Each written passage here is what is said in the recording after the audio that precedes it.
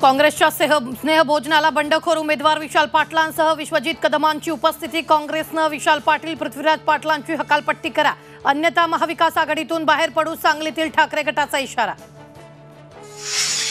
प्रवरा नदीत बुडालेल्या व्यक्तीचा शोध घेण्यासाठी आलेल्या एसडीआरएफ पथकाची बोट उलटली। एसडीआरएफ पथकातील 3घांचा मृत्यू तर 2घांचा शोध सुरू।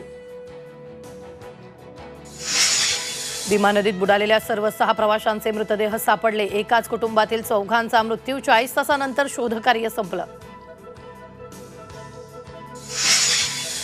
पुणे अपघातातील पोर्श कारमध्ये तांत्रिक बिघाड असतानाही मुलाला कार चालवायला दिली। पोलिसांकडून कोर्टात धक्कादायक माहिती।